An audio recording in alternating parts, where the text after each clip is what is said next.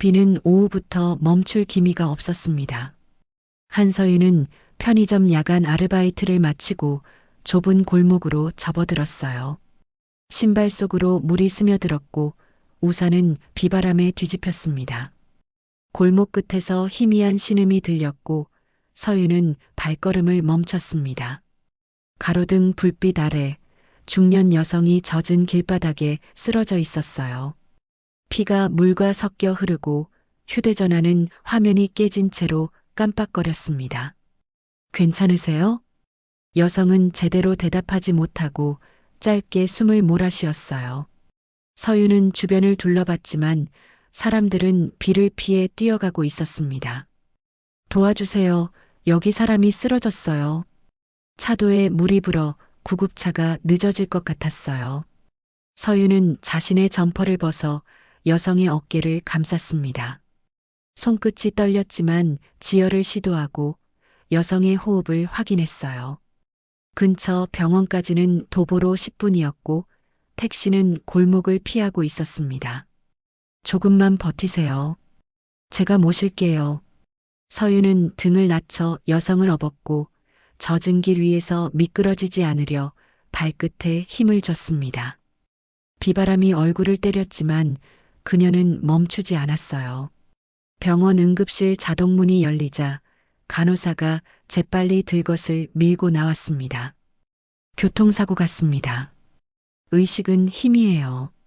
의사는 간단한 질문을 던졌고 서윤은 자신이 아는 범위에서 차분히 설명했어요. 이분의 신분은 모르지만 호흡이 점점 약해졌습니다. 의료진이 분주하게 움직이며 응급처치를 시작했어요. 서윤은 대기 의자에 앉아 흠뻑 젖은 손을 깍지 끼었습니다. 그녀는 누구에게 연락해야 할지 떠오르지 않았어요. 학생, 진술만 간단히 부탁해요. 경찰은 사건 경위를 기록하고 감사 인사를 남겼습니다. 서윤은 고개를 숙여 화장실로 가 젖은 얼굴을 닦았어요. 거울 속 그녀의 눈가에는 빗물과 피가 묻어 있었죠. 살아나시겠죠. 스스로에게 말한 뒤 그녀는 조용히 병원을 빠져나왔습니다.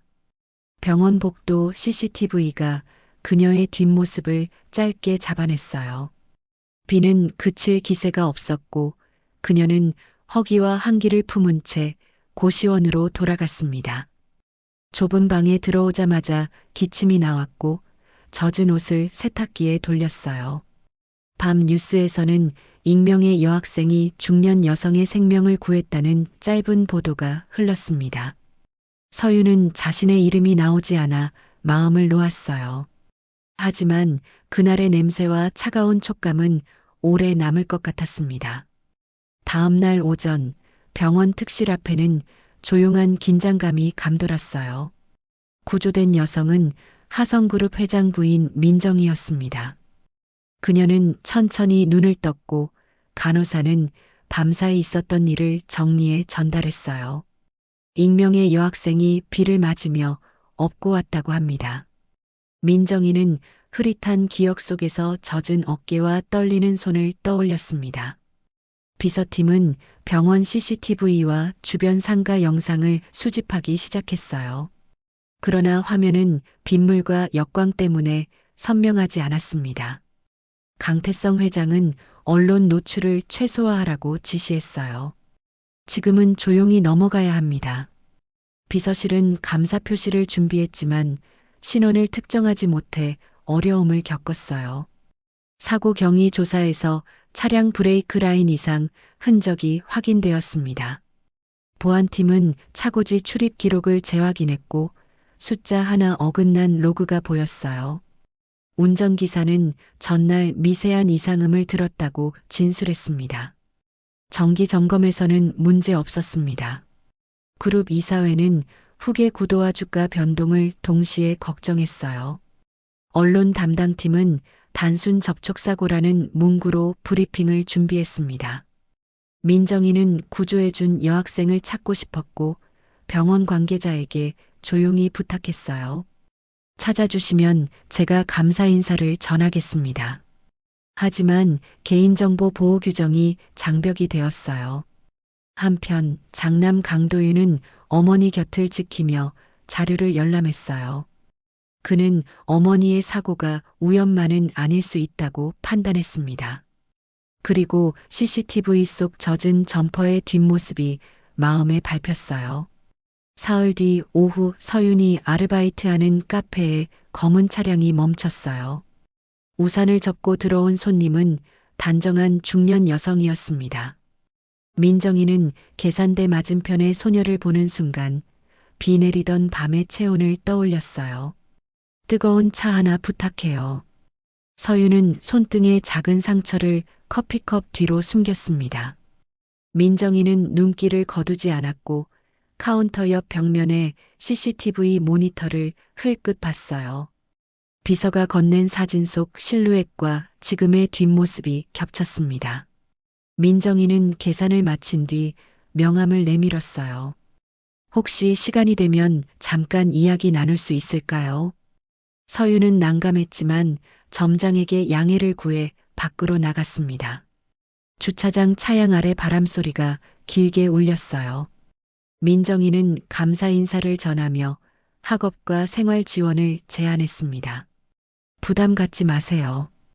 당신 덕분에 제가 살아 있습니다. 서윤은 잠시 망설였고 고시원 월세와 등록금이 머릿속을 스쳤어요. 그녀는 조건 없는 지원이라면 받겠다고 말했습니다. 명함이 손에 닿자 안도의 감각과 동시에 막연한 불안이 일었어요. 카페 내부에서는 손님 둘이 스마트폰으로 둘을 힐끗 촬영했습니다. 그 영상은 그날 저녁 지역 커뮤니티에 올라갔어요.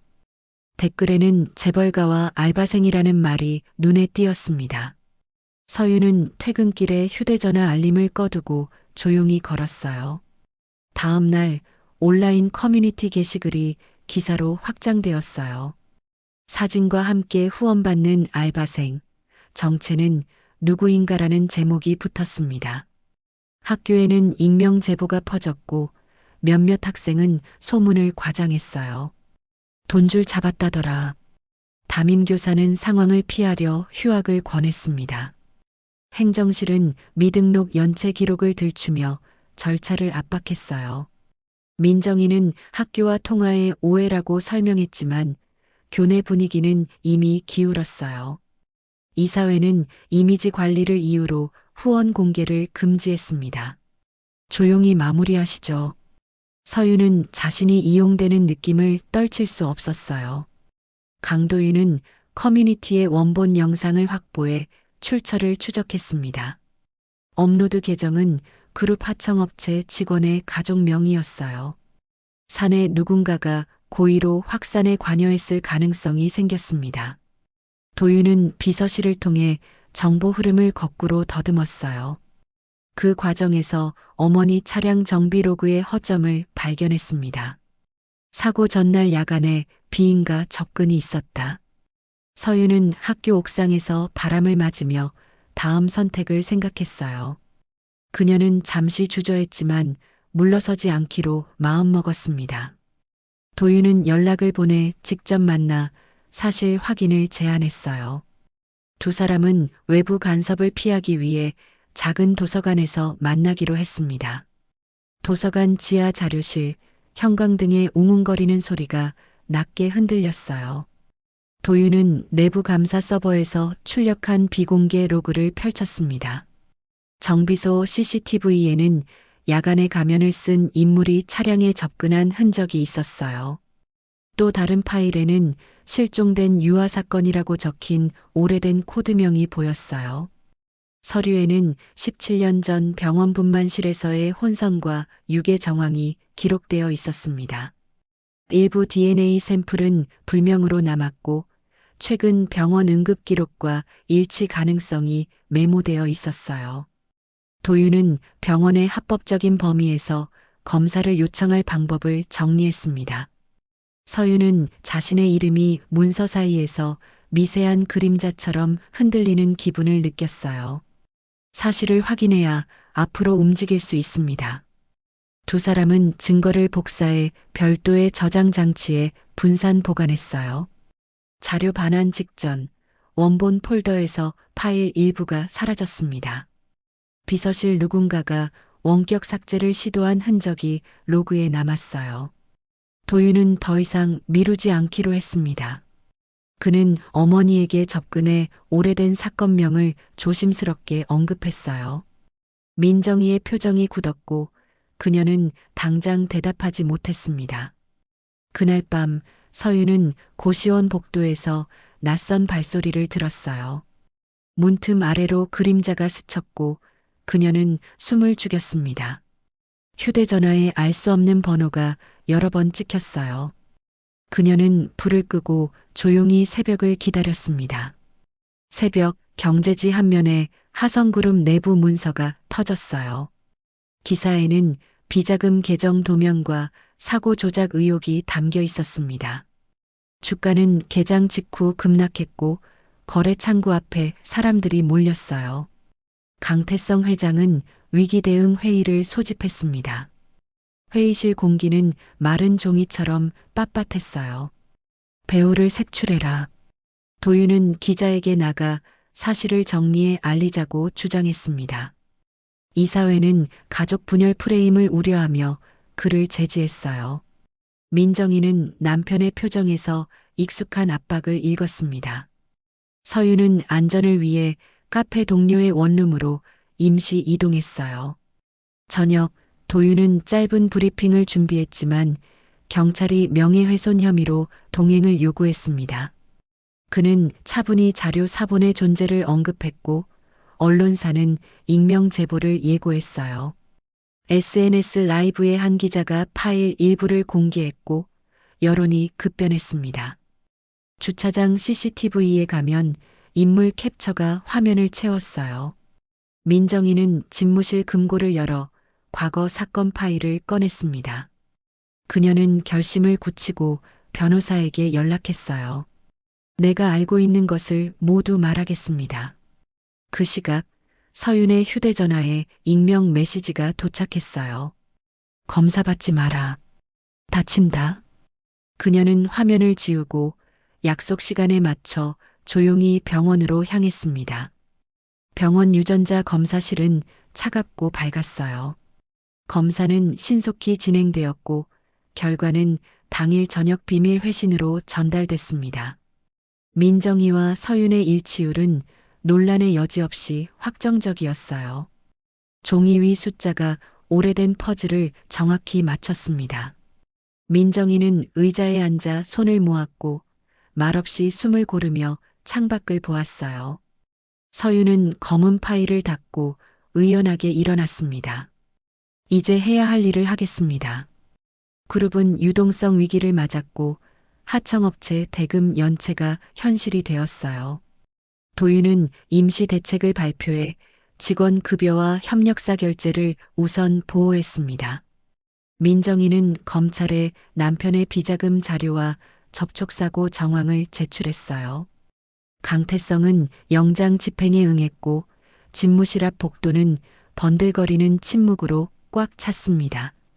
보도 채널 하단 자막이 연속으로 교체됐어요. 하성그룹 회장 체포라는 문구가 실시간으로 번졌습니다. 사내 메신저에는 침묵과 짧은 안도의 표시가 동시에 올라왔어요.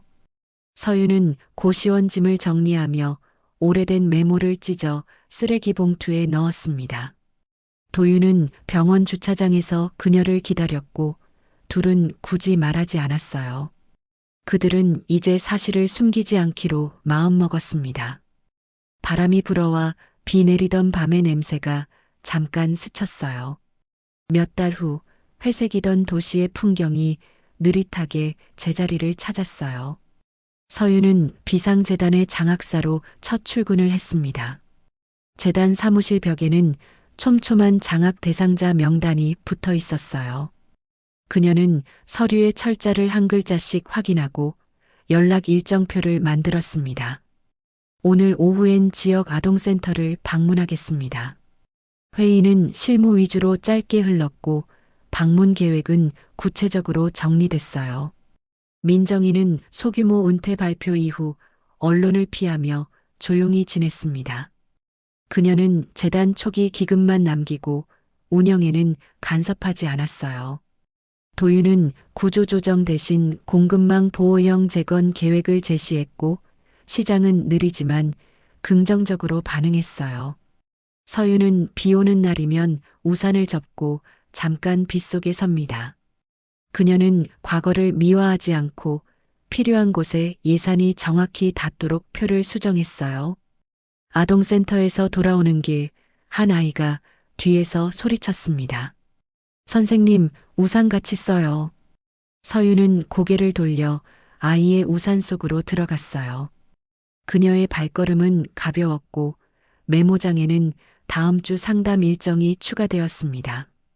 재단 로비에는 작은 문구가 새겨져 있었어요. 비 내리던 날, 한 생명이 또 다른 생명을 일으켰다. 서유는 그 문장을 손끝으로 더듬고 미소 지었습니다. 이야기는 조용히 닫혔지만 누군가의 시작은 오늘이었어요. 비는 멈췄고 하늘 가장자리에 옅은 빛이 번졌습니다.